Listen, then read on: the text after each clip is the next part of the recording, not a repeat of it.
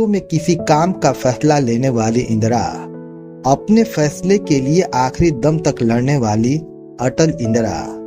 गजब का हौसला और गजब का ताकत। ये तेवर सिर्फ इंदिरा की सियासत में ही नहीं बल्कि उनकी निजी जिंदगी में भी था। नमस्कार, आदाब, सत श्री अकाल दोस्तों।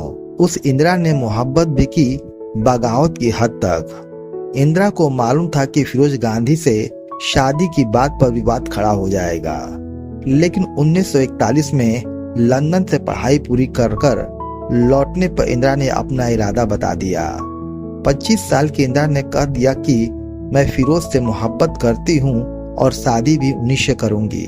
नेहरू परिवार की एकलौती वारिस इंदिरा एक आम पारसी परिवार के लड़के फिरोज गांधी से शादी करना चाहती थी।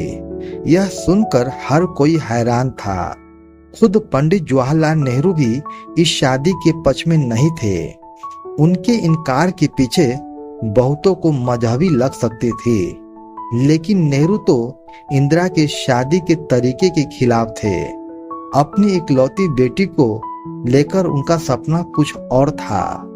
देहरादून में बंद नेहरू को जब यह बात पता चली तो उन्होंने इंदिरा को एक चिट्ठी लिखी।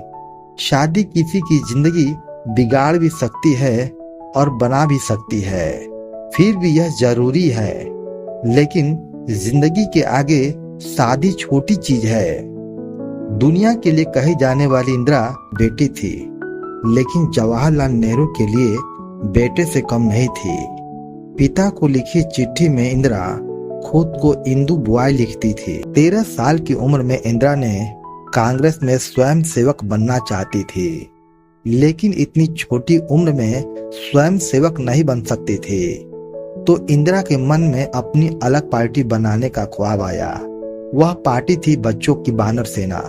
मां कमला नेहरू के सहयोग से बानर सेना जल्द ही 1000 बच्चों की बानर सेना बन गई। 1930 में महात्मा गांधी के दांडी मार्च और नमक आंदोलन के पक्ष में जब कांग्रेस ने देशव्यापी प्रदर्शन का ऐलान किया, तब इंदिरा के साथ 15,000 बच्चों ने इलाहाबाद में जुलूस निकाला।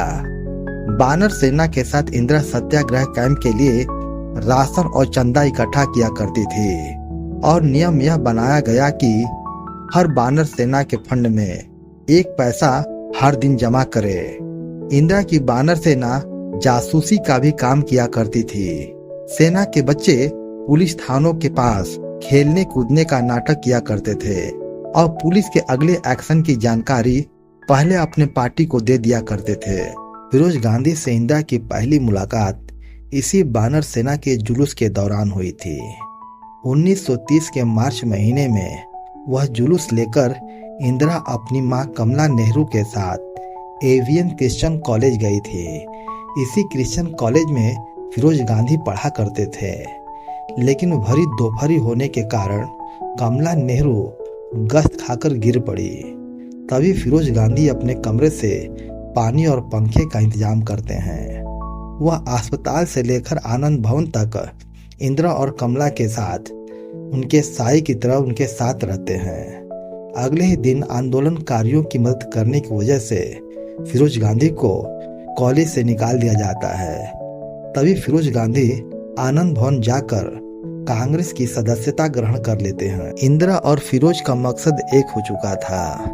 इंदिरा और फिरोज का प्यार तब परवान चढ़ा जब इंदिरा आगे की पढ़ाई के लिए पुणे चली गई। वह पुणे में पीपुल ऑन स्कूल में पढ़ा करती थी, जहां आम बच्चों की फीस 7 रुपए हुआ करती थी, लेकिन इंदिरा की पढ़ाई और ट्यूशन पर 100 रुपए खर्च हुआ करते थे। अब तक फिरोज आनंद भवन में एक जाना माना चेहरा बन चुके थे, लेकिन इंदिरा से मुलाकात उनकी कभी कभार ही हुआ करती थी। जब किसी काम के सिलसिले में फिरोज गांधी महात्मा गांधी के आश्रम या मुंबई जाते, इसी दौरान फिरोज गांधी ने अपने दिल की बात इंदिरा से कह दी। एक तरफ मोहब्बत और दूसरी तरफ बीमार माँ की जिम्मेदारी। पिता की गैर हाजिरी में इंदिरा के हर कदम पर अगर कोई साथ होता तो वह फिरोज गांधी थे।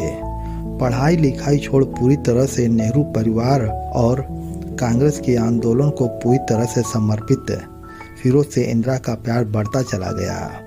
जब मां कमला के साथ दादा मोतीलाल नेहरू भी बीमार रहने लगे। 6 फरवरी 1921 को दादा मोतीलाल नेहरू की मौत के बाद इंदिरा अकेली पड़ गई। पिता अब तक जेल में थे और दादा के दाह संस्कार में भी उन्हें बहुत ही मुश्किल से जमानत मिली थी। उस मुश्किल घड़ी में परिवार के प्रति फिरोज का समर्पण इंदिरा ने बेहद करीब से महसूस किया। इंदिरा की मां कमला नेहरू को टीबी की बीमारी थी। उनकी बिगड़ती हालत को देखकर डॉक्टरों ने उन्हें बर्लिन ले जाने की सलाह दी। 1935 में इंदिरा अपनी मां के साथ जर्मनी चली गई, जहां उनका ऑपरेशन होना था। उस वक्त फिरोज भी उनके साथ जाना चाहते थे, लेकिन कोई रास्ता नहीं सूझा। तब फिरोज ने इंदिरा गांधी से वादा किया कि वो साल के आखिरी तक यूरोप जरूर आएंगे। उसी साल फिरोज गांधी को लंदन स्कूल ऑफ इकोनॉमिक्स में एडमिशन मिल गया। फिर फिरोज लंदन जाने से पहले मां के साथ अस्पताल में अकेले इंदिरा का दर्द साथ रहकर बांटा। 28 मई 1936 की सुबह तक इंदिरा की मां कमला जिंदगी की जंग हार चुकी थी। मां की मौत के बाद इंदिरा लंदन चली गई। जिंदगी और आज़ादी की जंग की तमाम दुश्वारियों के बीच जवाहरलाल नेहरू चाहते थे कि इंदिरा अपनी पढ़ाई ऑक्सफोर्ड से ही पूरी करे, लेकिन मां की सेवा में लगी इंदिरा ऑक्सफोर्ड का पहला एंट्रेंस टेस्ट पास नहीं कर पाई। हालांकि दूसरे टेस्ट के बाद उनका सिलेक्शन समरविले कॉलेज में हो गया, लेकिन अब तक इंदिरा खुद टीबी की चपेट में आ चुकी थी। इंदिरा को लंदन में पढ़ाई और इलाज के दौरान फिरोज का प्यार था, जो इंदिरा के हौसले को बढ़ाए हुए था। अब तक इंदिरा ने तय कर लिया कि अब शादी होगी तो फिरोज से ही होगी। इंदिरा भारत लौटने से पहले ही लंदन में अपनी शादी रजिस्टर कर लेना चाहती थी, लेकिन फिरोज को यह आइडिया पसंद नहीं आया। फिरोज चाहते थे कि शादी सभी की रजामंदी से हो। इंदिरा ने तय किया था कि भारत लौटने पर पिता से बात करेगी। 1941 में जब इंदिरा लंदन से मुंबई पहुंची तो इंदिरा को महात्मा गांधी का तार मिला। वे चाहते थे कि इलाहाबाद जाने से पहले इंदिरा वर्धा आश्रम आए। हालांकि इंदिरा का मन पहले इलाहाबाद जाने का था, लेकिन जवाहरलाल नेहरू के जोर देने पर इंदिरा पहले बापू के आश्रम गई।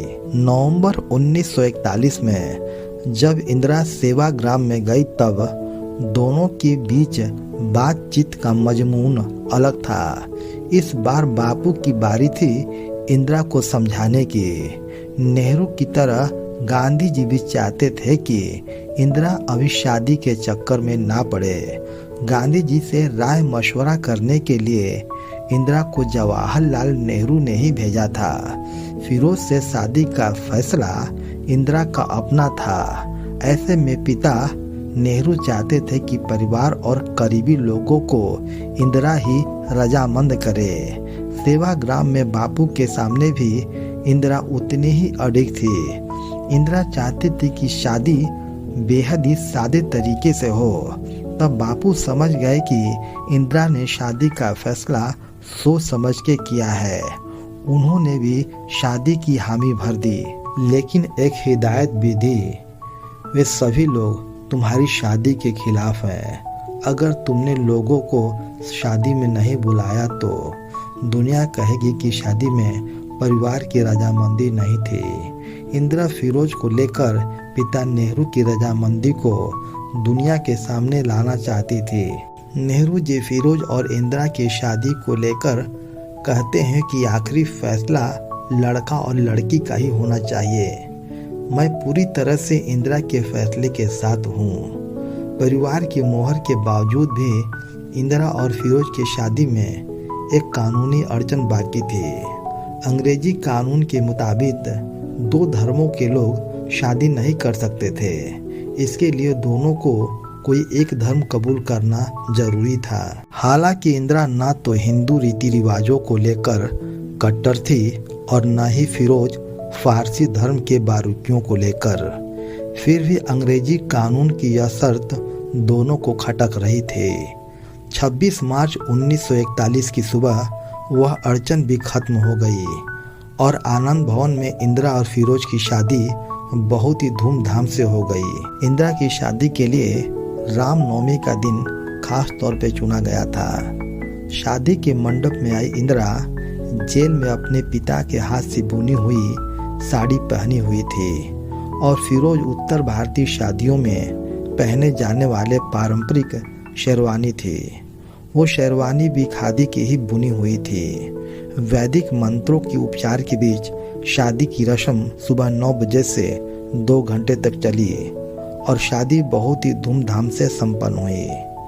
दोस्तों, यदि यह वीडियो आपको पसंद आया है तो इसे लाइक करके हमारे चैनल को सब्सक्राइब कर दें। धन्यवाद।